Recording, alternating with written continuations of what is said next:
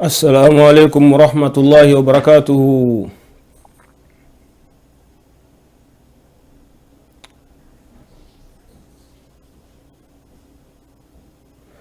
السلام عليكم ورحمة الله. أنا سيجتوني كان الدوفو ني على سما أمبل موي كما نعرف تقامنا كيكا كافريا فانا جوالادي ou bien akaka keleke tugo fale aka faras la meala akaka kafiria ke ka bairema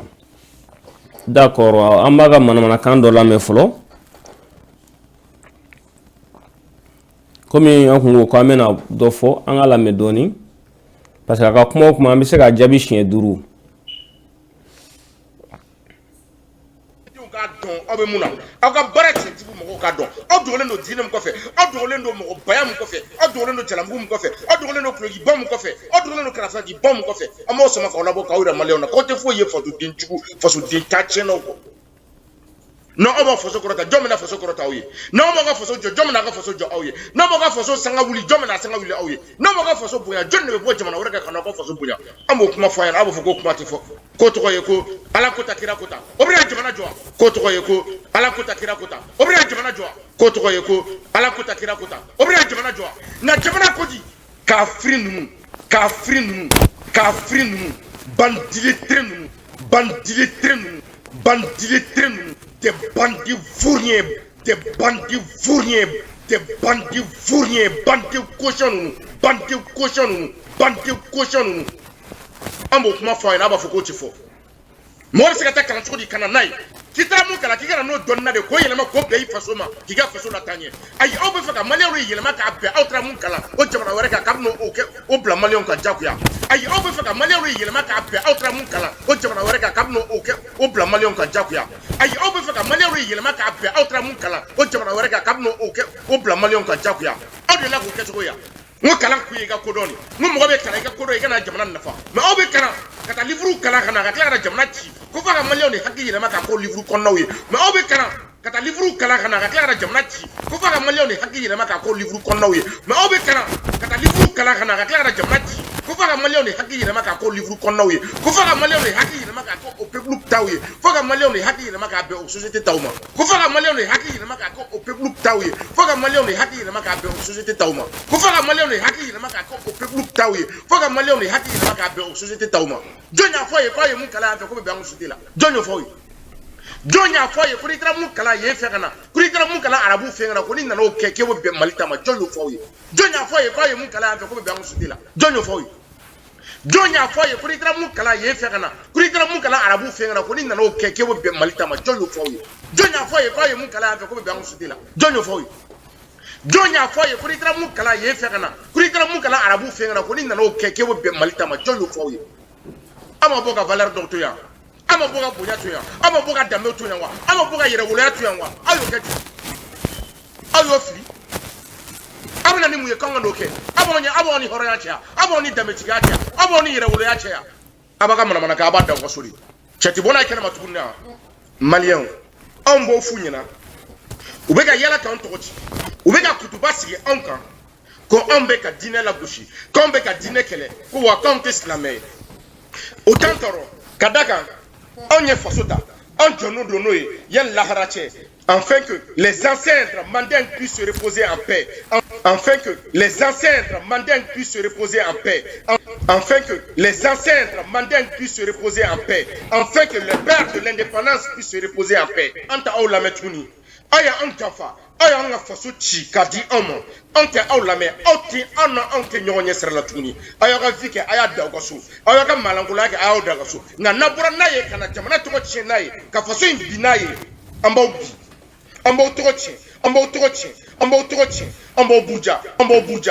buja kafiri nunu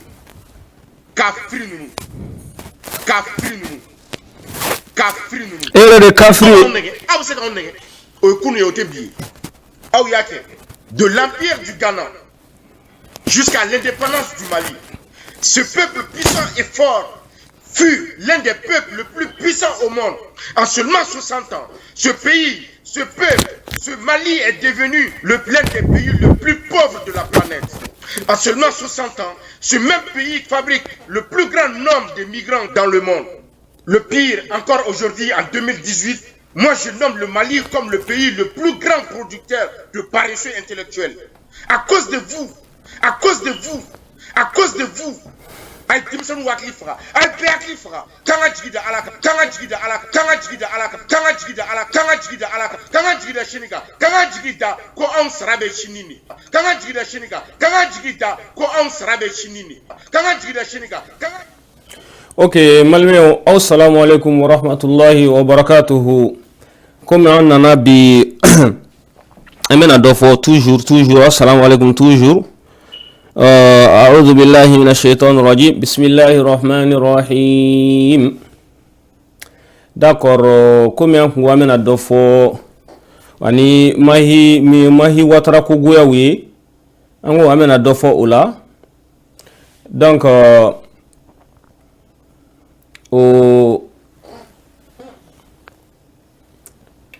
amena dofo ula sisa nala sonama. Comme ka chenin be Arabie Saoudite ko Aboubacar Fofana mena ka kuma fla da nyoma ka ye ka foko nunu te fuye hypocrite ko munafiku de do. Donc anga ka kuma fla comparer be bitambe songa janya doni parce que bo al nama jami sira bla am sira tike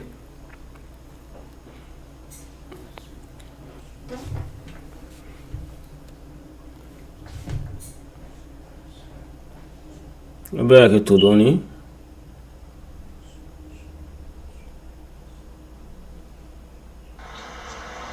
ok sadi assalamu alaikum frère abedi sawa somo wedi abedi ko washti kan men be abaka da ko en ba bashfuti wa abedi sawa somo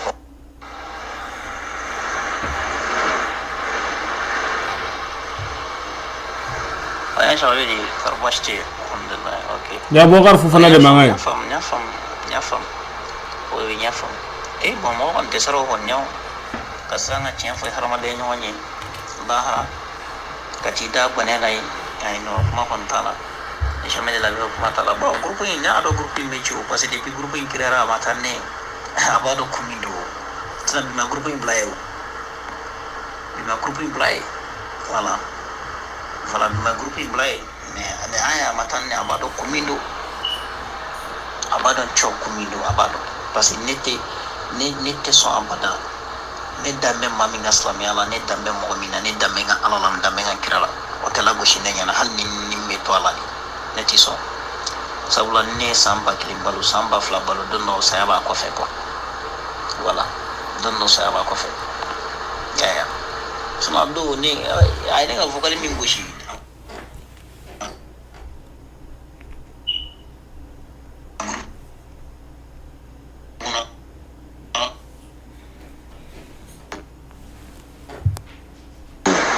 akunte bi sura watin to wakati sura grupu mere ke fembe na maje mini vokalim blaya la me dra gushi ama so more kala me har maso more kala me wala bahali abachi bachitla ne la jinga buy abado mindo wallahi abado mindo bash. Ok, salut, salam alaikum frère, abedi sawa somo wedi abedi ko washti kan men be abaka da ko en ba bashfuti wa abedi sawa somo ko washti d'accord ya sara d'accord ok anya sara ka ba onya na ni sara ga sara onya na ko jugo ko d'accord problème tala mais je te continue to la sabo malka si manaka ka mara cho ba ke bigu ye cho malka si era ka bro so te mana mai d'accord ya to shan ya ge sunya ta ke te d'accord ok problème tala d'accord ok maintenant nasro donc ala ina sura ko da contacti an le ngal niveau là c'est que contacti chima quoi ala contacti chima problème tala ya ke sunya ta ke ta donc kan asno ko ni problème tala position kan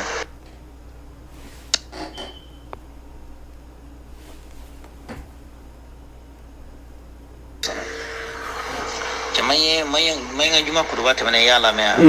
ala me de yala me ala me amma malaka farape da tarum na fiye cho min wa ta ya tun tan yare de wallahi don mayin kuma na de wallahi billah kuma na fone ana video ta ga partage ga page re kan yare wallahi page tene bulu ko page tene bulu page ti ke mbalma assalamu alaikum toujours aya manga me de ko mai kuma na ko mai malika tanga yare ke parce que u blale mahila ko manya kuma fo kunu chuamina u mase u yere dama mabiala akara mankan groupe kono parce que ale cheni kafriken akuma de ko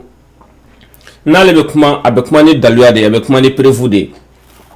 donc e be ka do fo mahi ma prevuti bulu foti bulu edu ke na hu muri barakelaw de koy do aga mo ko ma ko mai te muri barakelaw mumti ise mahi ma sisan bon ni chenne fena fleka ne fo fona ni aka eskuru munafiki petini be Arabie Saoudite ta fabe damam ore mangan fleni ta ko maite mo deni ko bon aka kuma to bena aba foko mahi ye kudwa min sigi malika ka ko malika yere kede ka Afrika pajiti be gushi we malika yo gushi ka boy ne dore kri bire do fana o gushi ne wala wasno na kumela malmo Afrika foko mai kai Afrika mai tantu mais mikla kana naka kuma kan do abeka mai dogo ya tuni o de kama nya fo nyana ni munafiku de fara li nyo ga tu kafiri do ko aka ne tra soro ya gushi awne a publier nga page rera de ka nga Facebook compte page rera ne a publier de ka ba bugar fo fana ala ne a publier de ka sono page compte mal ka foite na bulu abbe gushi ga boy abbe gushi ba d'accord ok problem tala na basona problem tala a video ka jawa maximum comme 1 heure de temps jati quoi donne de baje 1 heure de temps donne de baje 1 heure de temps quoi mais main ne mun ta fe main ga kuma folo mais main tilara ga kuma quoi wala main tilara ga kuma sono main ki mang folo di fo marka ga video ke don avec moi quoi bon marka ma video ke ale kuma na tabi mais on kuma na channel main kuma na erreur de wallahi kuma na erreur de d'accord ok problème tale ba télécharger no main mana erreur mbalmo muga inbox de kono to uga inbox de muga inbox de kono anga to la me wallahi mana erreur ya boy walo problème re mi sagri uluwe kuma kono na weslama la gushi ateni ko kuma konnana kube islamia la gushi abe afleka bo ayreda ni aga groupe la mo de albi anin be baraka nyon fe ayini bo groupe do de la katana ya groupe do de la a tarabla murtani groupe de kono ni bogar fofana ni escoro munafiki petini be Arabie Saoudite odi nieta abe Arabie Saoudite parce que ne donné malaka ko manga kelela ayini wule kane contacter ko way ko ne ka fara malaka la awo fodro ne aka vogali ni reta ko chiama dimina ene neni ne ma jabi ere ne akuma kan reta ka chiama dron akoko way ko mbado mo mi kuma kan chima ibra de kuma kan chima alay wo livre de dora kamera qur'ane de ako ko livre nte dora de ko malika kame qur'ane de ma ay refle ka confirmer ka akame qur'ane de ma donc ubeka bara minke ubaro ku beka bara minke kafle akambe qur'ane de ma donc nya ere no fomo be ka fo ka be ka qur'ane la gushi وكما أرغم على أعوذ بالله من الشيطان الرجيم بسم الله الرحمن الرحيم أفلا يتدبرون القرآن ولو كان من عند غير الله لوجدوا فيه اختلافا كثيرا وإذا جاءهم أمر من الأمن أو الخوف عذاروا به ولو ردوه إلى الرسول وإلى أولي الأمر منهم إلى آخر آية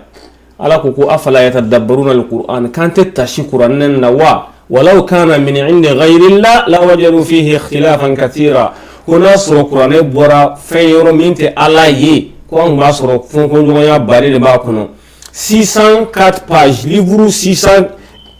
kitabu 600 ala ka Qur'an 604 pages hein 604 pages fongo ya foita kono akuma shima fongo ko ali shi kile naso arama le do isi ka asebe akuma fili abta galon tige yoro do la ta yerem ne yoro do la kuma kono mais au fenteni alaka kuma kande wa innahu lakitabun aziz la yatihi al-batil min bayni yadayhi wala min khalfihi tanzilun min hakimin hamid. Allahu akbar. Alako ko Qur'an ni kitabu kogoleni livre fangama voilà ka fo kiba saboto ko livre o côté de ni Qur'an de ala ka livre Qur'an voilà mais ka saboter ka fo ko livre do jigna 6e siècle la ke bo saboter ko o tena barake en la société la o ka saboter de al-Qur'an ora ko do ko kalam fe قل جاء الحق وزهق الباطل إن الباطل كان زهوقا وننزل من القرآن ما هو شفاء ورحمة للمؤمنين ولا يزيد الظالمين إلا خسارا. قل جاء الحق وزهق الباطل إن الباطل كان زهوقا. ko cien nanna ko wagalon tara ko wagalon kerata fenye voilà wa nunazzilu min alqur'ani ma huwa shifaa'un wa rahmatun lil mu'minin ala ko abe fura de jigi qur'ane kono wa rahmatun lil mu'minin katla ka ke here mu'minu mamunun dalilo Allah ko kata aravuga livru ta kana ke benanga société la barano e kale to fe ni ala ka kuma kande ala ka livru de do donc a dati te ban ni me to fo ka jewuli nyane je ka wuli ala be qur'ane qur'atan o koro ko jewuli kuma sira ala ba ta katana ay refe fi lawh mahfuz qur'ane be lawh mahfuz de kono ardoisi do abe ala yoro ala kele no ka protéger subhanallah ala kuma kan be la gushi ayre no fa mo bugu joko c'est vrai ka ba ala kuma kan la gushi ala ka kitabu ala ka livre la gushi avec tout ça là olu be kla ka to ako o de kama an ko ni munafiku de ni min te munafiki o e kafiri de o e kafiri de ala ko Qur'an ko tuguni ko inna nahnu nazzalna adh-dhikra wa inna lahu lahafizun ala ko kale Qur'an jigi kale Qur'an jigi ko wa ale de fana aba a protéger aya ke to doni une seconde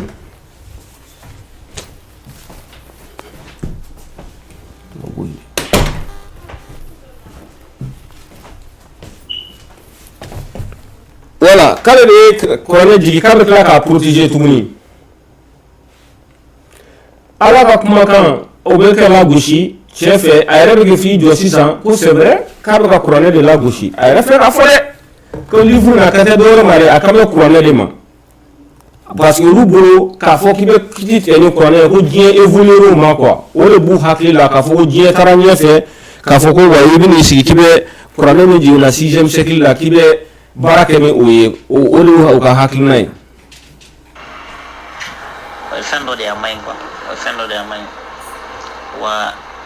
mo ni disida ala ka dine disila wallahi abi discipline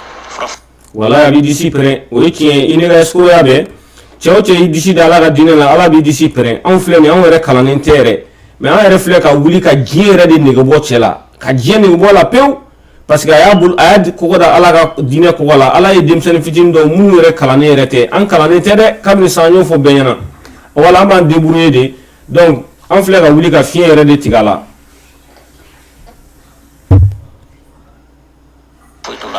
parce que dine be ala ka la tanga de bulu fukata se wati min kadi ala yare na ka ba wuli ka bodu wulu sanfa ba wuli sino harama den tisa ga wuli de panya ko do mo yi disida salama disila billahi ala titu wala so qur'ane ofente qur'ane ma te tlonga qur'ane na qur'ane te tate bla Allah hara ko de o nyana bo jene ko ne wala mali re ko no biam se ga digere da mo mi re ka o te mai ala me balmo yam se kan jigida mo mi re ko mai ti mo klento mai to ba mana boli min kaddo ma ba fo voilà boslamaya rodi ya ce assalamu alaikum sallallahu alaihi oke dimba ya korbashti alhamdulillah ay rabbi bashka malatan alhamdulillah oke microphone nyula me sira kafri nyam wandi microphone masa parce ni ne atake mimi pare ko la sala fengendo fendo amaso ngani jabi hal china mane ko galla me tenu kana kite ko groupe gono parce que c'est pour cela que là net se ka to groupe ngono ko imaya ko kiriya mena amaso ngana ne jona parce que ba do wallahi billahi ba do choche dankar islam yalla am be dankar la farfo itala bon akame tema ko kafri nyam goni la sana o ye kafri kunglende ale mata dogo de o dona hunda ka fugal loji amatla la fana be kla kana tuni parce que ale ko groupe kono ko alakara sallallahu alayhi wa sallama ale ko alakara makisi nema baye kunni aya sor alakara kunye ciden ko le kunte alakara tan ko labi amma dilika même mo shida ko le de la ka alakara tan ka labi sallallahu alayhi wa sallama ma che kafri din a côté kuni la sor ko ciden ga ciden ko yece ko le kunto tan ko labi bo bogar fofana ni munafika ni mfana be Arabie Saoudite o de fle ka fo ka jabi tanto aya famele ma aya to fota mais ay kuma mi fo ayo ko tele me kuma nga bon ka te sigi kuma ni kan quoi o de mali anya fo nyina ko amba yira awla de won ena en ka fo ko nunu sigi kunte fo ye dine ni kelali dron ou sigi kuno dron de a fle ka fo mais che kuma mi fo ayere bonyana ale dama abekla ka sikaka abekla ka a che critique ma te che to fo anga kuma la me nakon ma cewra do men labdane do sigirendo ka kono anasla ma cewche dankar la billahi ne titui wa mi reka fugal fe ko fenendo ni maga ini amati ni maga imra wala ni maga tere la sana ajamu de sanogode aya ke to de aya ke to nga futo ni nga bla quoi parce que on t'a ko ni bebe na boala quoi kafirin ala jugu ملعونين داناتون سامع لا بوشي ko faso jo te faso yo o mum so sori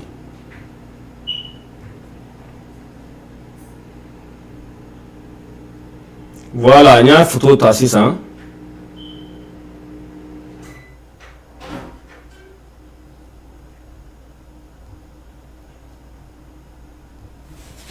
voilà nga cheka kuma tola me dinto ha mun dia fa dabara la kira ka hakito mbe ya fanya na lafe ko wa ko islamate sai na kuma re ngo no akuma mon mbe na kwa ala drone bado mais problème foi tala na la sona amana tike da oda ne kon be ne te sran cheshiye billahi menesi le fana voilà merci le no kala meni ke ko shidike fami sigra chen ko betanye fami sigra galoni nambrani ko tetanye o ta roshi anga dine ci cité karakara na nekon be min dombe boka fo pian voilà wala la ani la jinga bogo pusal fa bado nete moshi musla hangalon ka wallahi kalana la wallahi ay frère rabbi assalamu alaikum somo be e allah to shwashi be ngana fa ko wallahi billahi muna e allah kana kuma jarin la sana nyisa danga dindu fembe na ci man kafri wululindo e kuma fa yana afle ko mi fo okma ale ko kay karana no makala te fu do asabende amma te fen kalama allahu akbar muna mbo fo muna parce que masha Allah Allah amuga inbox de kono bi ko kafiri do ko danga dinu a chefle ni ikrana nino ko ala kara sallallahu alaihi wasallam ko nasro ko chide no ko le kun ta tanka labi boni chefle ni bogar fo fana fle ne ka fama ko danga dinu akame min chedi ma min fle ikrana tan to muso de babulo abe franci tellement que kafiriya kadai tellement que teslamaya fe aya den togo da malika kafiri den faso kuma sulu den aya den togo ta da malika la ni cɛ min filɛ ni ekrana lasana sanogo mais abe galoni tigɛ k'ale lasana ni magaye parce que groupe la den bɛɛ bi tɔgɔ de dugu u tɛ ɲɔgɔn tɔgɔ dɔn tellement que u b'a dɔn ko nin tɛ ku jɛlen a filɛ nin dɛ fufana filɛ nin a n'a ka munafikiya bɛ a filɛ nin ka jigi cɛ kan de tan ala yɛrɛ fɔ ka fɔ ko hadamaden islam mɔgɔ fi ni ma hɛrɛ ala ye dugukolo da ka fɛrɛ ko ni ma hɛrɛ sɔrɔ yɔrɔ dɔ la i ka taa hɛrɛ dɔ la mo de ja bitini ala ko ay dugukolo da ka fɛrɛ ni ma hɛrɛ sɔrɔ yɔrɔ dɔ i ka taa yɔrɔ dɔ la ale mun den ka tɛ faso ye wallahi mun den ka tɛ faso de do d'accord, ok, problème t'allais pas télécharger.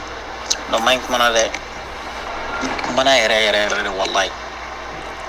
mana yɛrɛ de ya bon i b'a dɔn problème yɛrɛ ye min ye c'est-à-dire olu bɛ kuma kɔnɔna na u bɛ silamɛya lagosi avec o livre tɛ dɔwɛrɛ a kan bɛ kuranɛ de ma o ye fɛn dɔ de ye a man ɲi quoi o ye fɛn dɔ de ye a man ɲi wa mɔgɔ n'i disi da ala ka diinɛ disi la wallahi a bɛ disi pɛrɛn fura foyi t'o la parce que diinɛ in bɛ ala ka tanga de bolo fo ka taa se waati min ka di ala yɛrɛ n'a ka b'a wuli ka bɔ dugukolo sanfɛ a b'a wuli sinon hadamaden tɛ se k'a wuli depuis an ɲɛ ko dɔn mɔgɔ i disi da silamɛya disi la bilahi ala t'i to yen. Voilà. Maintenant, voilà. Donc, an yɛrɛ y'a faamu ni cɛ ni lasana nibaga tɛ dɛ marakaw a ka yafa ne ma ne yɛrɛ m'a fɔ dɛ mais a ko de k'ale nibaga ye groupe kɔnɔ ka sɔrɔ Sanogo de don Lasana Sanogo a ye nkalon de tigɛ k'a tɔgɔ ye Lasana nibaga k'a den tɔgɔ da kafirika malika yɛrɛ la a ma ka kafiriya dogo mɔgɔ si la groupe kɔnɔ a filɛ k'a fɔ nin a vocal bɛ yan n bɛna vocal ɲini ka na n'a ye ko n'a sɔrɔ ko silamɛya ye tiɲɛ ko alakira sallallahu alaihi wasallam ko lɛ tun t'o tan ko k'o labin balimaw a filɛ k'a fɔ Fofana yɛrɛ filɛ k'a jaabi bon pourquoi ko Fofana ye munafiki ye Fofana ye escroc ye parce que Fofana filɛ ka nin fɔ ko malika bɛ ka silamɛya dɔgɔya ka a bɛ ka diinɛ la gosi a bɛ ka kitabu la gosi kitabu min ye ala ka kitabu ye c'est vrai a bɛ fɔ ma ko kitab mais k'a la gosi parce que kitabu livre arabu ko kitab an ko livre m'a fɔ bamananw ko gafe mais k'a la gosi k'aw 6e siècle livre de don k'a fɔ ko baara tɛ kɛ n'o ye nin tɛ kɛ n'o ye k'a fɔ k'e bɛ taa arabu ka livre ta ka na arabu ka livre ta an y'o fɔ ka tɛmɛ ala ka kumakan de don voilà a bɛ to yen fo ka diɲɛ wuli a bɛnna ma a ma bɛn a ma o kuranɛ kɔni o bɛ to yen nɔ sisan nin nɔ Bɔkari Fofana kuma fila fɔla de don n tun b'a fɛ k'a ka kuma filanan to yen mais komi ne ko munafiki don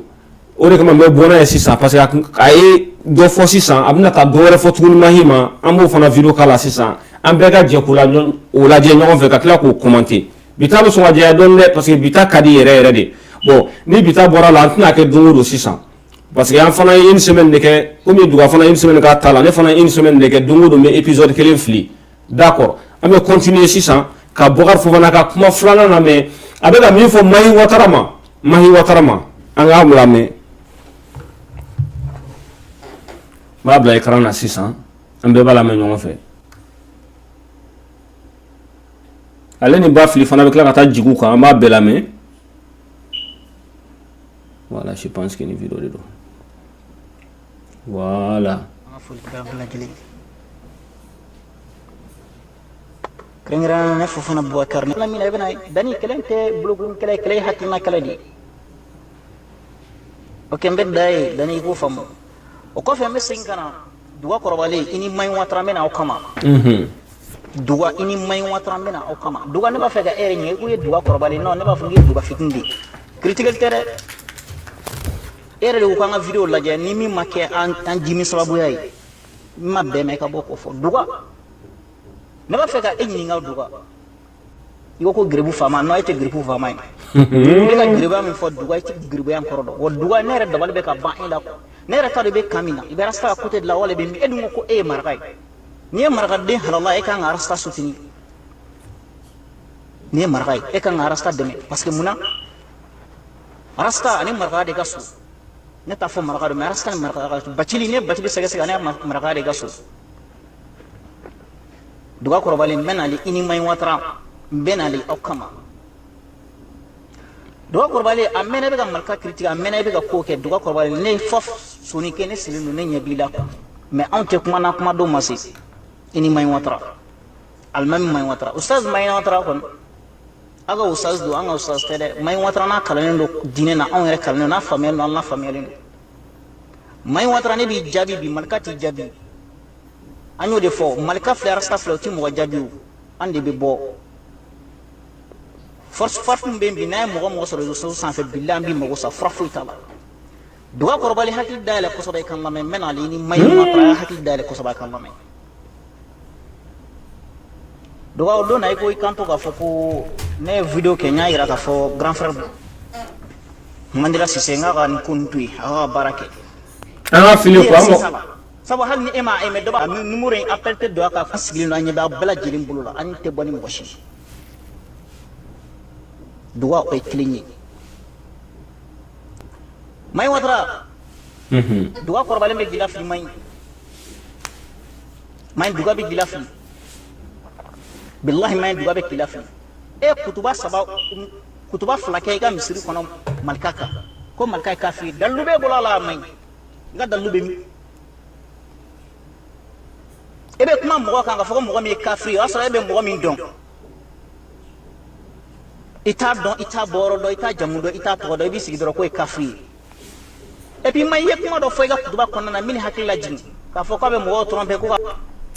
wala mbalmo assalamu alaikum toujours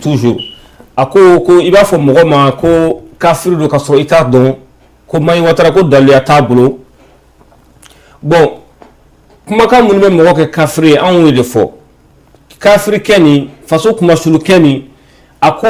ko ne ma fo ala ma fo de ne ma fo ka te qur'an kono koy ko wa ante so al islamia fo ante al nasr abe qur'an kono ka te o re dron o be mo ko kafiri parce que inma qawl al mu'minina idha du'u ila allah wa rasulihi an yaqulu sami'na wa ata'na mu'minu wa kuma de kan ake sami'na wa ata'na an sona anya me o de mu'minu ga kuma e me qul ati'u allah wa ati'u ar-rasul ala o de fo kan atu ala karako an atu ala yere ko o ye mu'minu ga tagabulu de ala ka kuma kan ala kara kuma kan annanay ma iba mbine de apse ka ke a baraka gele ima me korote ka fo ki ima soma ni ma soma o de bi ke kafiri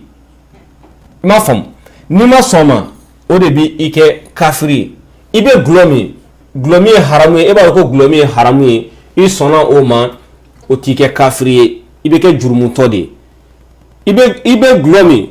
me eko glo foitala o de bi mo ke kafiri parce que i ala ka sharia ya soso ولا يحرمون ما حرم الله ورسوله ولا يدينون دين الحق من الذين أوتوا الكتاب حتى يعطوا الجزية عن يد وهم صاغرون voilà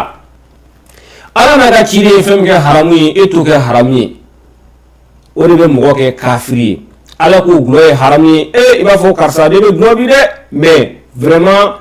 ala ka tole ka boala o ti ke kafiri mais ebe ga glomi menga glomi pia fo itala o be ara malenge kafiri karamo o klobena ni erreur ke sinime bomba rectifier o be mo ke kafiri mais la kuma do fo maro fana be digi mo la ali pede abe sun abe sili o ta ke kafiri abe ga pede aminke o ya jurumundi mais menga ibiga pede ke fo itala o be ara malenge kafiri parce que kafiri ya ki ba ala tama ki ba ciren tama o de be mo ke kafiri mais ebe jarafle itisera jagabo mais ntenga jagabo o de be mo ke kafiri ango yoro famia ne bo jabi mai watra place la parce que tiere de kuma kan ba ira on na ko kafiri do ko ala jugu do islamia jugu do a parce que ko ala ta ale tula ako ko kata kitabu do takana 6e siècle kebna anga société dirigée ko non aduma do ko kitabu ne ala ka kitabu de ina fo reflet ka confirmer to gamna ko ala ka kitabu o de do donc o de be aramaden ke kafiri ibe shweninke ibe shweninke vraiment ne be shweninke vraiment ala ka tone ka bo shwenina mais shweninke fo te shwenina bashi fo te shwenina o e mo ko kafiri parce que ala de ko wasariqu wasariqatu faqta'u aydiyahuma jazaa'an bima kasaba nakalan min Allah wallahu azizun hakim o de mo ko kafiri ala ko parce que ala de ko zon chema na bulo musoma ko bulo ke pakatika bola ne re de batike voilà ni bi shweni ke iba fo me shweni ke vraiment ala kan bola uti aramaden ke kafiri karamo ko lobena dete mo ko kala ni nyofo sini ni erreur ke sini me bo mena ma rectifier uti mo ko kafiri donc ne be i ka kuma jabi mahi place là nous continuons les chiens aboient et la caravane passe na wote wodo mo do le dine kuma wuli malika kan atiye qur'an haya de fo ay qur'an haya fo malika ay ira ka fo ibe ka qur'an min fo ne be qur'an don malika qur'an dale ay haya min fo malika qur'an dale ka do asuran ko haya ka haya futo sta katla ga tigi to sebaka ka ci atigi ma ka irala ka fo ko malika aya asuran kala samina katla ko sebala to galano ka irala ka fo ko malika ira tiga de ko be qur'an do wa may min fi malika be sun malika be seli o to tien bo fi malika abe sun abe seli malika ti kafri mais aw ko ga malika de billahi ti malika yi wa abe ame fengelen faye rasa ga generation malika ga generation na ma fara on ambe fengira lo minga jajine jole karam wa kala don maga kala may billahi alazim duwa ibe eskuran nafiya mina dabla o cheti mi me sega Allah jo o cheti duwa etisi ka mi se duwa etisi sai ga mi se billahi etisi may ya fa ma ba hage nga pel multi gara duwa fa mo ma fa ga min fi nyana malika génération rasaba génération mo se ga on jo mar wolé dabla c'est pas le moment mar wolé dabla c'est pas le moment duga se yetlo nga kuma la ini may watra may watra dalu be bula ko malika kafriya dalu be mi ne dalodi dalu bi bula may watra bore ga kutuba ko na jenati kuma bala jini fo ne desran be camera dunga dugi bala iga cido mblangana malika mo ci may watra ma ki ga telephone numéro 10 pour ga ki wule aga kuma dandangi ban may watra iba wala mbalma comme yanko ko aka kuma fla les kuma fla de temps d'accord parce que aka mana kan na cha kramo kema an an pa roto puna bon an kuma an te baga nunu shima nunu shi ni chekle ne fla ka kuma fla fota voilà parce que kuma binima malika qur'an druside malika ni don tande malika ni botande abe munafiki abe munafiqun إن المنافقين في الدرك الأسفل من النار ولن تجد لهم نصيرا مذبذبين بين ذلك لا إله هؤلاء ولا إله هؤلاء ومن يضلل الله فلن تجد له سبيلا بشر المنافقين بأن لهم عذابا أليما الله برفضه والله الله كما كان كديكوا ومن أصدق من الله قيلا ومن أصدق من الله حديثا الله كم مذبذبين بين ذلك أي الله كما لا منه السورة النساء كنو parce que kuma dɔ la yɛrɛ n bɛ to ka fili ka aya dɔ fɔ k'a bɛ sura dɔ kɔnɔ k'a sɔrɔ général a t'o kɔnɔ quoi mais kuma n'a kɛcogo don i n'a fɔ n'an bɛ ka fɔ dɔ bɛ bakara kɔnɔ k'a sɔrɔ a bɛ tawba de kɔnɔ bon o bɛɛ erreur ye ni mɔgɔ bɛ se ka n lajɔ basi foyi t'a la an tɛ foyi dɔn voilà ala ko muzabizabina bayna dhalik aw yɛrɛ y'a ye dɛ la ilaha ula ala wala ilaha ula ala ko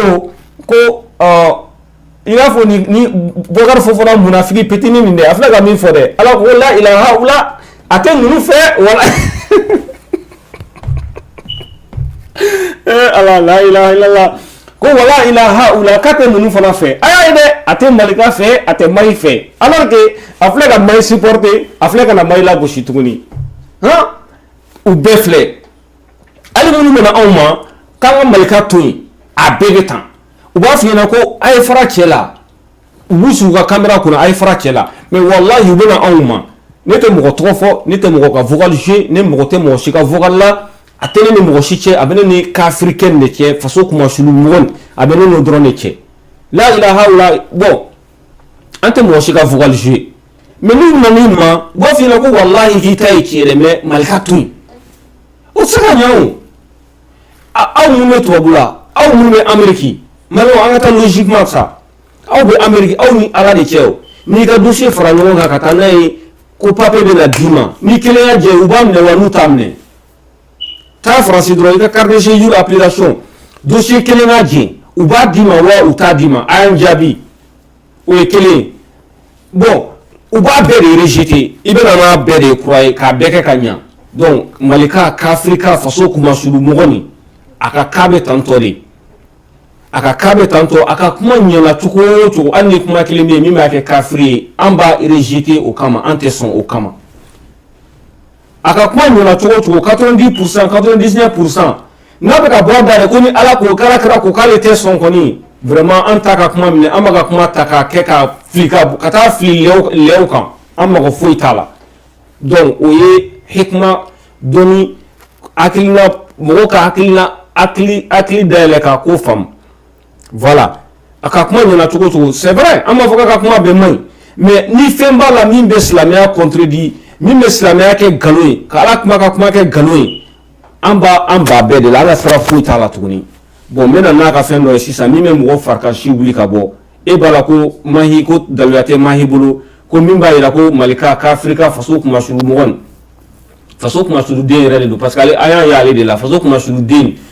ale de y'a bɛɛ fɔ dɛ ale ko faso kumasulu den donc an bɛna lajɛ sisan nin nɔ a ka kumakanw a bɛ e ko mahi prévu tɛ mahi bolo ko kafiri don ne de ko kafiri don et puis ne de ko malika kafirika faso kumasulu den kafiri den ne de ko a ye ala neni a ye ala kira neni n nana n'a daluya ye fana bon bi fana n nana n'a daluya dɔ ye n bɛ se ka video 30 yɛrɛ k'o kan video 30 a ka kumaw a ka bila la suite fɛnw k'u ta ka na un one by one ka na bila ka jouer komi yɛrɛ ye fɔ o kun tɛ n ka programme na sisan n bɛna don a la sisan k'a ka kafiriya dɔ ta ka jɔ bɛɛ k'a ye bɛɛ k'a faamu bɛɛ ka taa recherche k'a kan fana ok n b'a bila écran na sisan n bɛ jigin sisan n b'a fɔ ko mahi ko prévu tɛ mahi bolo wa d'accord mais prévu bɛ ne bolo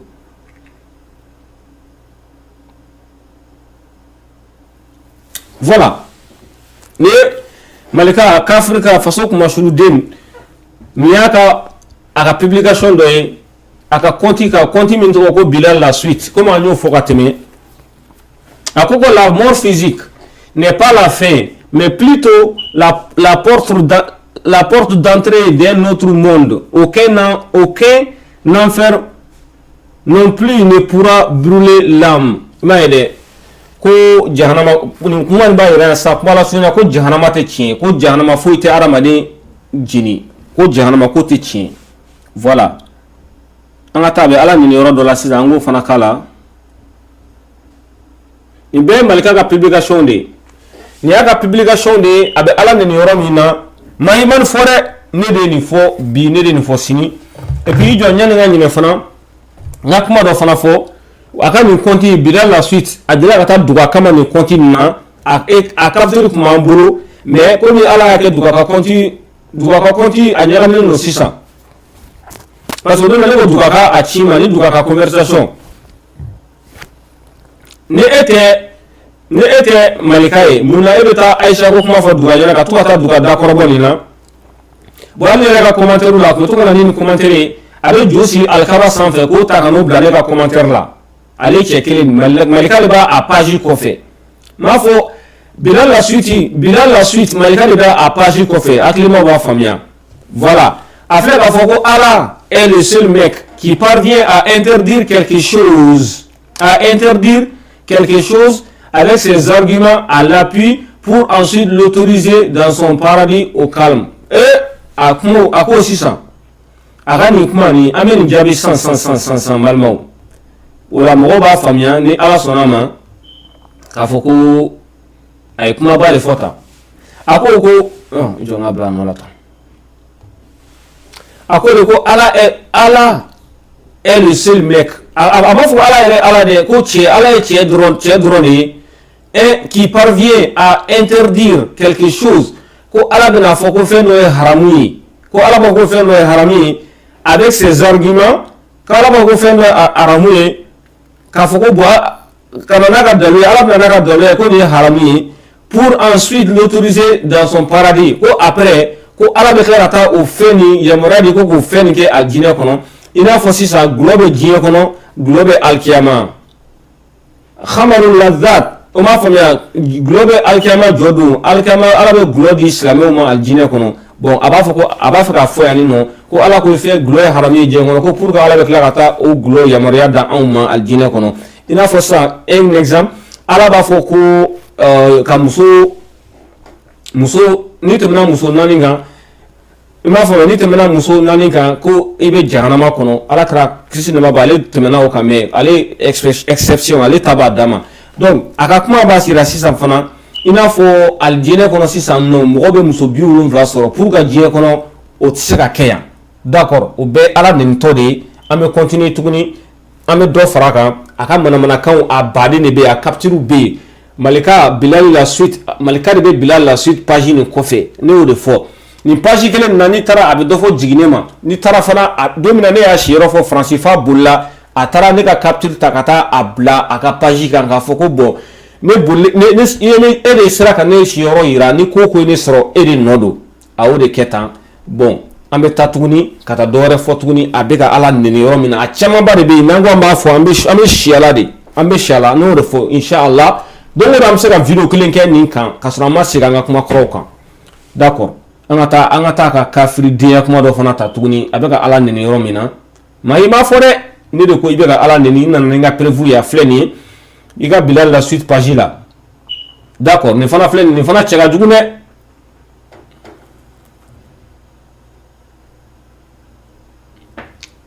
voilà bon ni filɛ nin b'a ka a ka fɛn dɔ sinsin a ko les musulmans avec leur amour façon là que l'hypocrisie quittait la terre de mes ancêtres pendant qu'il est temps voilà comme nin fana b'a ka fɛn dɔ sɔnji la i n'a fɔ ancêtre ko kuma ka d'a ye tan ancêtre ko kuma ka d'a ye donc a bɛ k'a fɔ ko silamɛw ka taga bɔ ale mɔkɛw ka dugu la a bɛɛ b'a dɔn k'a fɔ ko o kuma ninnu fana ka d'a ye donc o fana b'an ka kuma sɔnji la et puis a ka kuma dɔ fana bɛ yen sisan k'o yira a camanba de bɛ yen dɛ a dɔw bɛ mɔgɔ farikansi yɛrɛ de wuli ka bɔ yen mais comme on n'a pas tout ce temps o temps b'a bɛ t'an bolo an bɛ dɔɔni fɔ dɔrɔn ka tɛmɛ voilà nin fana filɛ nin ye a ko a yɛrɛ ne bilal la suite malika yɛrɛ kafiri ka faso kumasuluden kafiri den gigolo proxénète arnaqueur ale de ka baara ye nin ye mɔgɔ min bɛ muso bila jɛnɛya la k'o wari minɛ k'o wari k'a yɛrɛ kun ka muso bila ka to da mɔgɔw fɛ ka na n'o video ye ka tila k'a fɔ k'i ka miliyɔn 2 i ka miliyɔn 3 di maliyɛnw o de b'a fɔ ala ma ya ayyuhalladhina amanu taqullaha wa kunu ma'a sadiqin ala ko k'an ka sara ala ɲɛ an ka kɛ tiɲɛtigi adamaden hali ni tɛ silamɛ i ka kɛ hɔrɔn ye hali ni tɛ silamɛ i ka kɛ hɔrɔn ye nin filɛ nin ye a daluya bɛɛ bɛ yen Lassana Traoré morikɛ min bɛ Mali la u y'a essayer k'u bɛ miliyɔn 2 bɔ o kun a vocal bɔra an bɛɛ bɔra a kalama avec tout ça la a ka baganw b'a nɔfɛ tuguni ces animaux là les suivent toujours a nɔfɛ mɔgɔw ye baganw de minnu baganw a ka baganw b'a kɔ toujours k'a sɔrɔ daluya nana k'a fɔ ko a ta ye ka taa bin mɔgɔw kan k'u ka wari minɛ o la mais o bɛɛ la a ka baganw b'a nɔfɛ voilà an k'a ka kumakan nin an bɛ nin décortiquer a filɛ nin ye a ko min filɛ nin ye an ka daminɛ gauche la fɔlɔ de gauche sanfɛla gauche a ko merde a ko merde les humains n'obéissent pas à mes ordres a filɛ ka dessin animé min kɛ tan ni dessin animé nin a bɛ k'a fɔ ko cɛkɔrɔba nin ye ala de ye an ɲɛ bɛ cɛkɔrɔba min na gauche fɛ sanfɛla la a bɛ k'o de kɛ ala ye han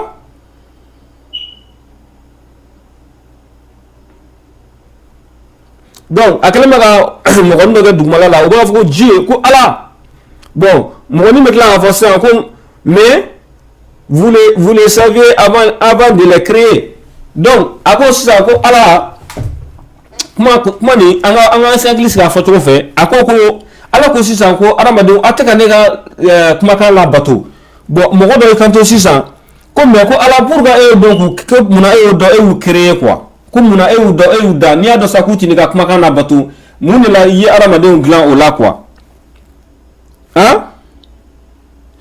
bon mɔgɔnin bɛ tila ka ala ɲininka ko munna ala ye dimina quoi mɔgɔnin bunahadamaden min filɛ nin ye a côté droite la sisan an ka jigin tuguni bon a bɛna cɛkɔrɔba min kɛ ala ye sisan cɛkɔrɔba fɔ ko oui idiot je suis omniscient et je savais que t'allais m'énerver avec cette question alors ta gueule a ko ala ko a bɛna cɛkɔrɔba min kɛ ala ye sisan a diminen don ko a ko lakalaka tɔn ko je suis omniscient ne bɛ fɛn bɛɛ dɔn parce que a komi an b'a fɔ ala bɛ fɛn bɛɛ dɔn et je savais ke tala ni nerve ko ala ko chorba ni ko arama ni ma sisan ko ma ba ka fo ikuna ne la dimi ma fama avec cette question ni ngali ni ça alors ta gueule ko dawo idamne ayede ne ka Afrika faso kuma sude malika yere miya aka publication ni aka compte la continue bila la suite de anga son habitat jota anga fa do ka baflika vocalu la bon anga la ni sera ka donc là parce que le temps nda fa ka jena ko sobe bon me fitin do na là parce que baflika comment tellement ka ni era bon gros là vraiment ok slide. Assalamu alaikum, assalamu alaikum.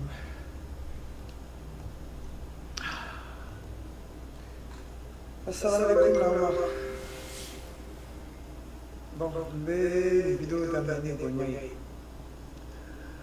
Allahumma salli ala Muhammad wa ala Muhammad kama sallaita ala Ibrahim wa ala Ibrahim wa barik ala Muhammad wa ala Muhammad kama barakta ala Ibrahim wa ala Ibrahim fil alamin innaka hamidun majid. Allahumma comment allez-vous? Donc j'ai commencé à 6h du matin, je viens de finir à 22h, je suis hyper fatigué. Depuis dimanche, donc je vais pas la mal à faire. Donc maintenant les vidéos congoloniques, Beka Famou, parce que le code de Beka en boulot dans, nettoie qui l'a, horo tombé réseaux sociaux, mais à Chamaï, ta chaîne des fois, à la Kaya Famou. Déjà, je vais m'adresser à Wakano Kafri. Wakano Kafri. Wakano Djato Kafri, là, n'est des vidéos d'Abaïka. Mais comme il veut qu'à Maï Ouattara attaquer Ablé, Congolo là, que Maï Ouattara Kinete. Sunamodo, il y a la Diarabine islamique, c'est le numéro 1 au Mali actuellement, mais Kandaledo. Donc, il veut qu'il y ait fitne là, c'est Maï Ouattara. Parce que Bob, comme on veut faire qu'il n'était malheureux. Je vais vous dire Wakano Kafri. Il y a une main courante qui a été déposée contre vous, au commissariat ici à Paris, ici. Donc, continue tes conneries là, et je t'assure que tu vas te retrouver en prison en France pour proxénétisme. D'accord? Je voulais dire aussi à Bafadao, Bafadao, n'était là, Ben la chaîne n'était là.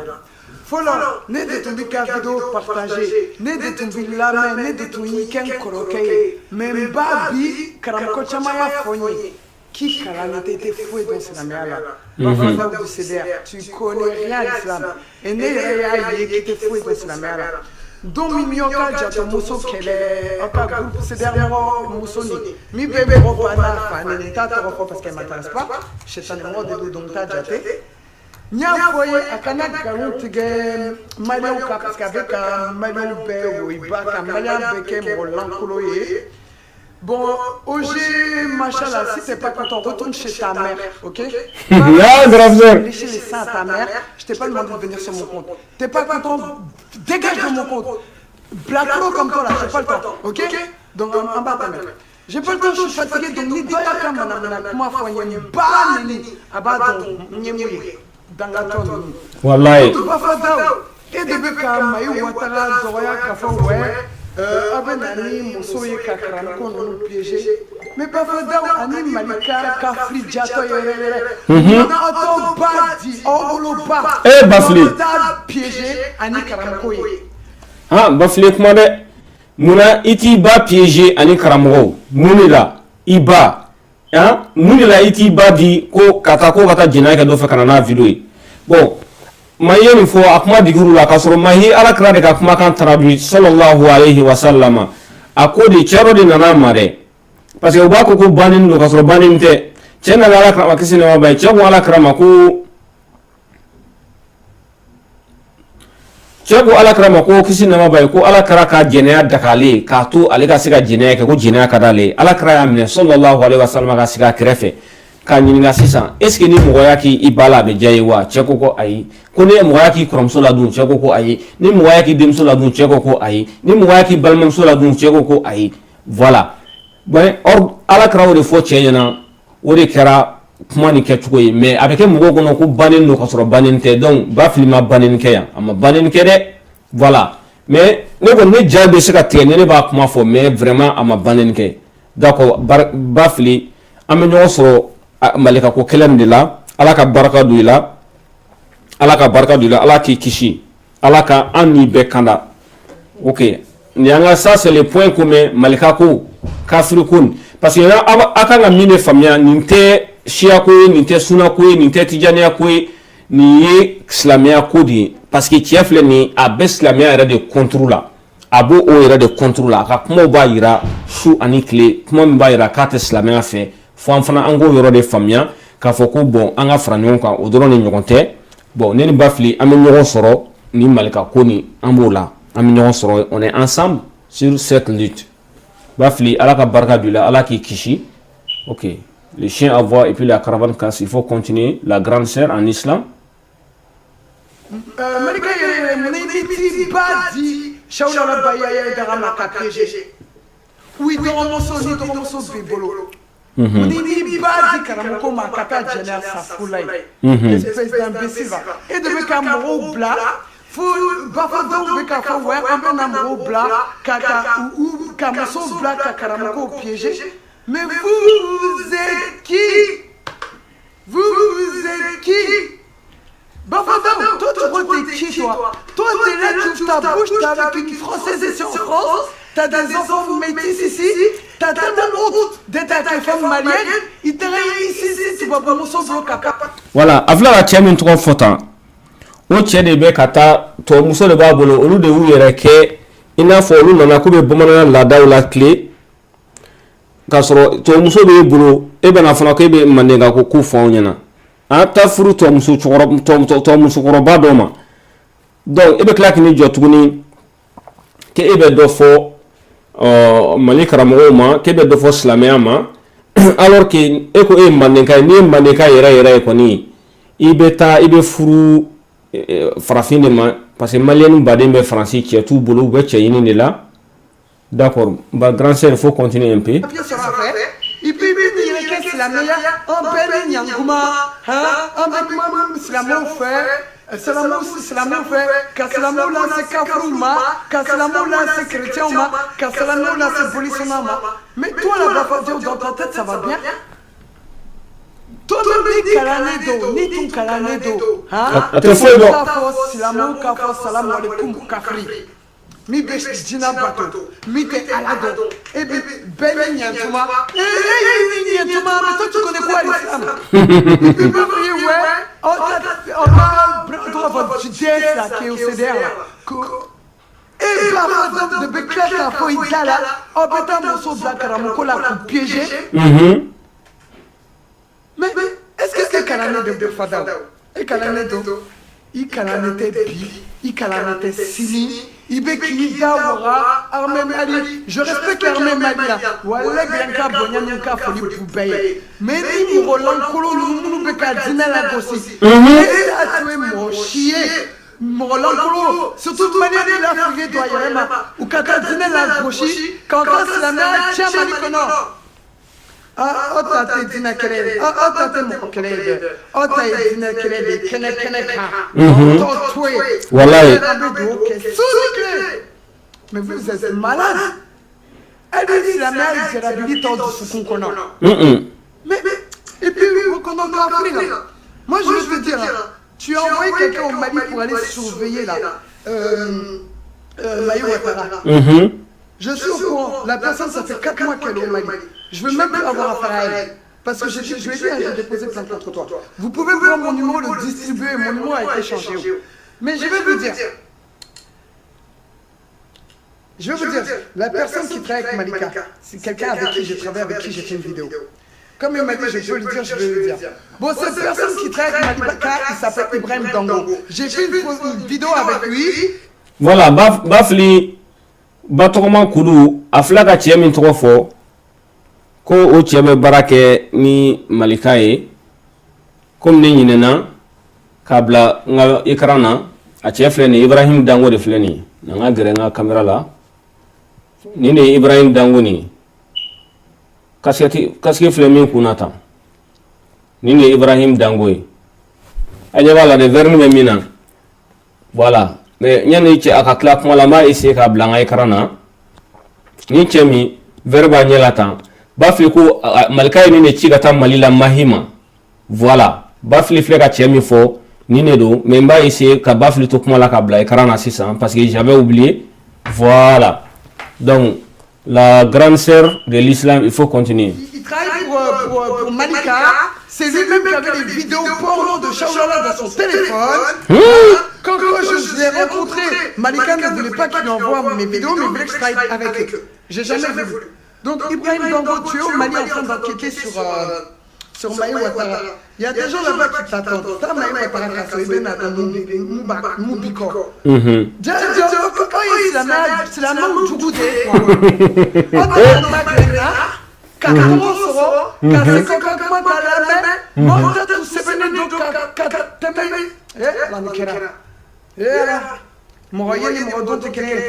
veux vous dire, vous là, les reconnaissants Kafri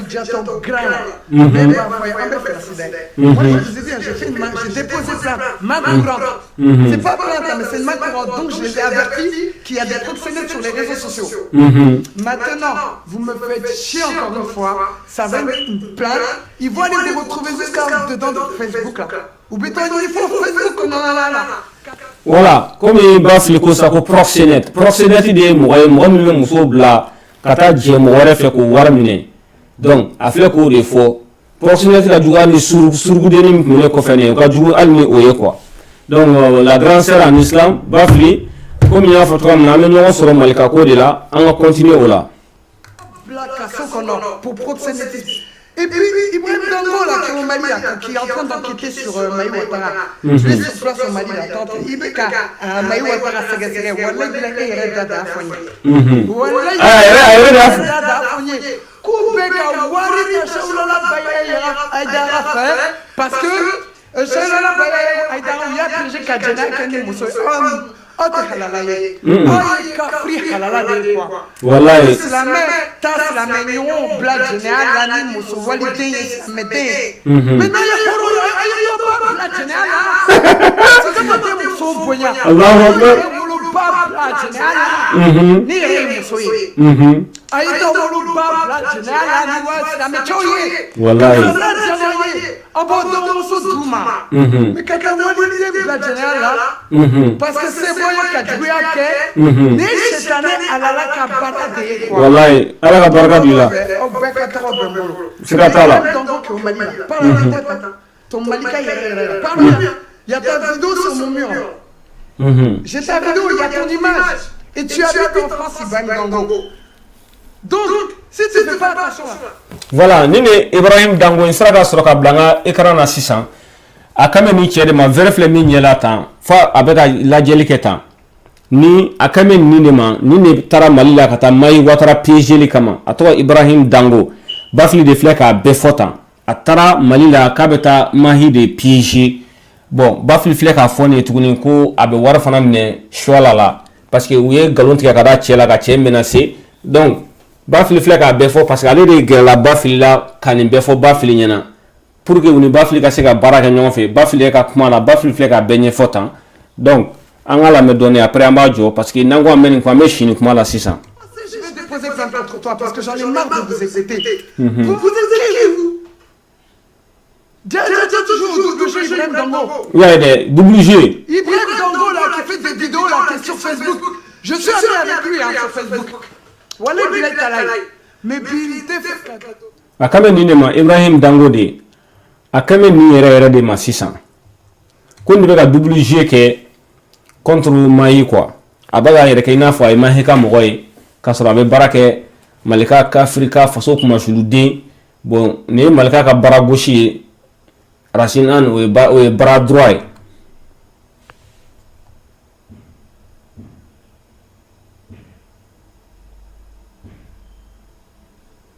la libre chier à quel homme malika à quel homme critique qui sont dans le CDR, la mafia, mais mon critique là, mon BCDR, mon obécasse, la mère, les noms frati, wallahi, à la bonne malheureuse, n'y a qu'à faire. J'ai tellement de bécom, alors que tellement de bécom, si ça veut dire que tu n'as pas bête de quel est quoi.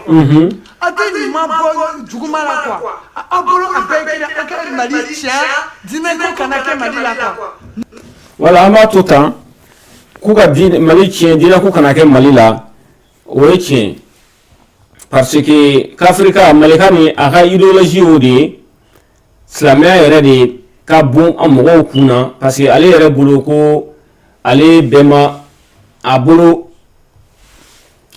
sisan nɔ an ka mɔgɔkɔrɔbaw ka taabolo tɛ silamɛya ye silamɛya ye ko kura de ye an fɛ yen komi u yɛrɛ ka kuma fana b'a confirmer cogoya min na komi n balimaw a ko bɛ tan an b'a to tan n'ala sɔnna ma an kana tɛmɛ nin kan an kun t'a laɲini tɛ a ka janya ta mais souvent vraiment temps bɛ dɔgɔya pour que explication ninnu na quoi parce que n'an ma ɲɛ an b'a ju la k'u ye kafiriw ye fo an kana ni daliluya yɛrɛ de voilà. أعوذ بالله من الشيطان الرجيم بسم الله الرحمن الرحيم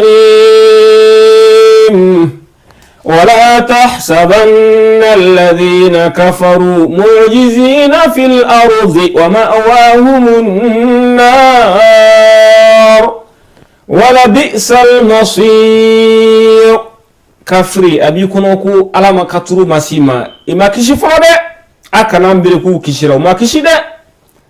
ولكن ما على وفاة تقولي أمي قرآن أكلا جيدة أزيجنا 6e siècle de mais أبي continuer faut attendre جيولي لا parce que Qur'an abe kuma le pas comme timena comme be kake ani comme be nana ore kama ala ko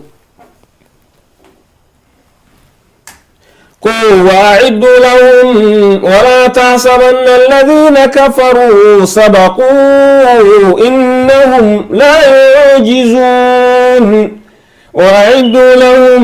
ما استطعتم من قوة ومن رباط الخيل ترهبون به عدو الله وعدوكم وآخرين من دونهم لا تعلمونهم الله يعلمهم وما تنفقوا من شيء في سبيل الله يوفى إليكم وأنتم لا تظلمون على كوكو كافر نونو كو أنك أسردي أنكو أسردي وأعدوا لهم ما استطعتم من قوة أنكو أسردي كانغا سبيرولا ألنا متى سبولني فون ديكا كأمبريكو كونو ko kafirika malika kafiri den na ɲɔgɔnnaw kan k'u sere de voilà u tɛ to yen dɛ k'u sere yɛrɛ de non n'an y'u sɔrɔ dɔrɔn an k'u sere voilà ale ni ala b'a fɔ tuguni kuranɛ kɔnɔ ko an y'o fɔ ka tɛmɛ mais an tɛ segin an bɛ segin a kan tuguni إن الذين كفروا ينفقون أموالهم ليصدوا عن سبيل الله فسينفقونها ثم تكون عليهم حسرة ثم يغلبون والذين كفروا إلى جهنم تحشرون الله أكبر ala ko kafiru buga wari bɔ ka se ka ala ko ni yɛrɛ de bali malika ka anaka bagan nunu buga wari fara ɲɔgɔn kan kalo ko ta ka di a kafiru ma ka kafiru wo kɔnɔ pour que ka se ka ala ko ni bali ala ko fasa yunfiqunaha thumma takunu alayhim hasra ko buga wari bɔ dɛ a bɛ tila ka k'u ma dusukasi ye ala a kɛra baara ye koyi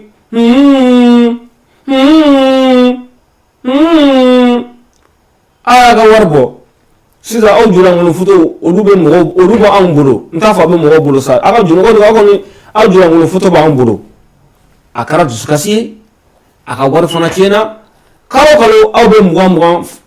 20 euros a bɛ komi kalo a bɛ 2000 fara ɲɔgɔn kan k'a di a ma a kɛra baara ye aw dusukasira a ka wari taara a ka laɲini ma sɔrɔ ثم تكون عليهم حسرة ثم يغلبون وكوفي فنا أبك لك بردي أبك باتي أفين سكر أولا على كما يكيد ومن أصدق من الله قيلا ومن أصدق من الله حديثا الله جربت يفوق على بوسا فماذا بعد الحق إلا الضلال مربت يكوف نفلتي أفلي أكوار بردي لا aw julangolo musulmanu de ko do de mun be malaka ka groupe la aw julangolo de ko do subhanallah kono chenau ni jena kala fara fara le nyo ka aw fana be do fo mali karamugo ma ka be do fo ka be islamia la gushi ala ay sabali ka kono chen kata kono ta e komso ka salon kono e bo kono chen e fana bana ke be na do fo mali karamugo ma mo to fo de no fo nyana ante mo lebu parce que ala de ko an kanu ke wani to ke mais ningo mo mi kono ta komso ka salon kono ka kono chen atigi ba yere don i komso ka salon kono i kono ta iya chen ambo kalama i cetane mine jɛnɛya la dilan kan ni cɛ wɛrɛ ye an b'o kalama mais an t'i tɔgɔ fɔ an b'i sutura an tɛ mɔgɔ lebu an y'o de fɔ an n'aw tɛ kelen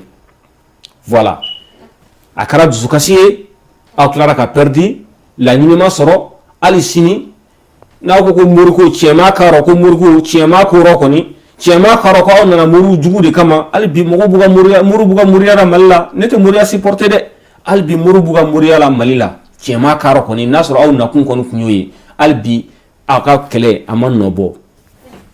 la ilaha illallah ala ka hakilima d'an ma dɛ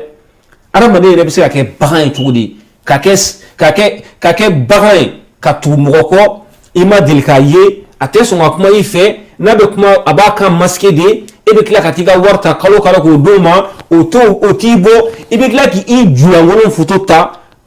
o bɛ tila k'e julankolon foto sɔrɔ tuguni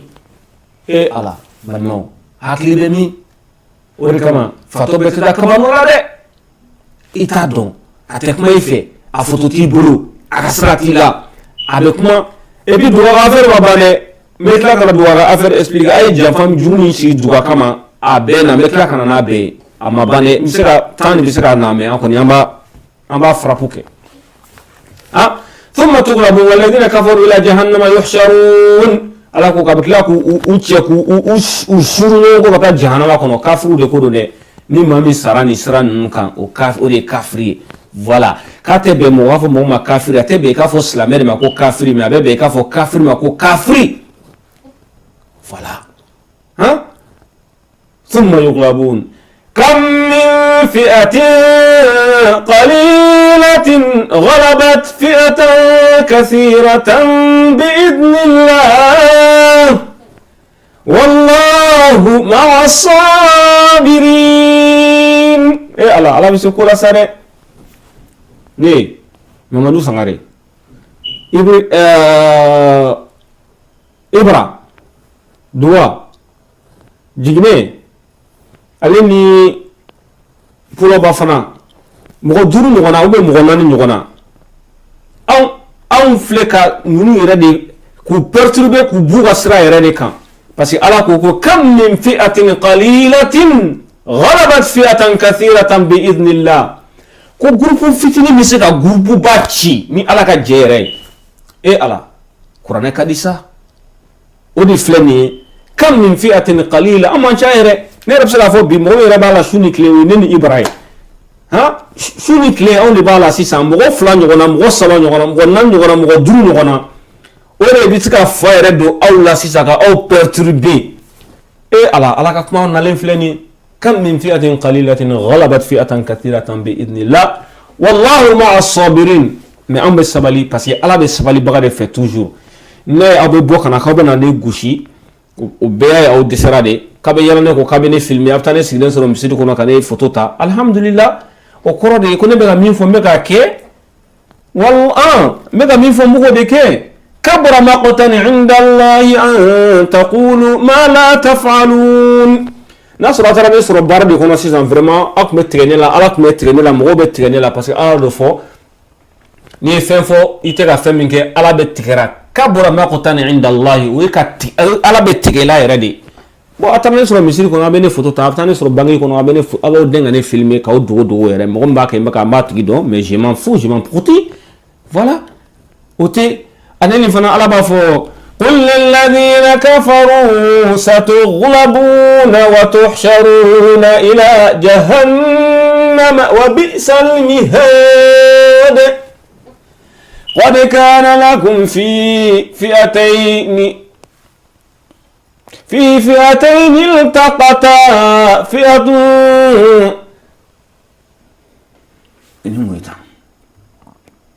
ولا على كوفنا قل للذين كفروا كي على صلى الله عليه وسلم أفو كافرون ينا satughlabuna wa tuhsharuna ila jahannama aw be bati wa aw be tila ka taa jahannama kɔnɔ tuguni malika kafiri den faso kumashuru den zon arnaqueur proxénète gigolo sournois gigolo qui se cache ka bɔlɔ musow la ala ko ko aw be bati de aw be bati aw be perdi fana mais albi ala ka hakilimandi anw ma ala ka tubi nɔgɔya anw na aw bɛɛ ye ni ala b'a dɔn minnu tɛ tubi ala ka olu faga ka sanpɛrɛn jigin olu kan voilà mais an ka dugawu fɔlɔ ala ka tubi nɔgɔya an n'aw bɛɛ an bɛ kuma tuta kuma ka di wa a ka misɛn fana inshallah a ma ban dɛ a bɛ se ka kɛ sini fana a bɛ jigin kunna dɔrɔn n bɛna n sigi m'a fɔ mais don o don kɔni peut-être an b'a o sumaya 2 ou 3 fois par semaine an bɛn'o de kɛ quoi voilà ko n'a wo tɛ wo don اللهم انصر من نصر الدين اللهم خذل من خذل الدين اللهم دمر أعداء الدين اللهم انصر الموحدين اللهم اقتل الكافرين اللهم اقتلهم بردا ولا تغادر منهم أحدا اللهم زلزل أقدامهم اللهم دمر اليهود والنصارى على كافر بحلقي aya dɔ yɛrɛ bɛ hakili jigin'o la sisan parce que a ka di de n'i bɛ taa dɔ bɛ bɔ ko bamananw ko kuma ye toden dɔ bɛ dɔ sanfɛ i bɛ dɔ ta dɔrɔn dɔ bɛ wolo tuguni i bɛ dɔ ta dɔrɔn dɔ bɛ wolo tuguni kuma ka di ala ko kuma nin a tɛ ban kam min fi'atin qalilatin ghalabat fi'atan kathiratan bi idhnillah wallahu ma'as sabirin an ka to tan sa assalamu alaikum warahmatullah ya rabbi ala ka sira ɲuman yira an bɛɛ la k'an ka diinɛ kɔrɔtan mɔgɔ min ye diinɛ lagasi ala k'i nagasi ala ka jahanama jigo tigi kan wala fasoko tɛ dɛ ninnu ta tɛ fasoko ye dɛ an y'a fɔ bɛɛ ɲɛna bi an y'a fɔ bɛɛ ɲɛna sini voilà assalamu alaikum warahmatullah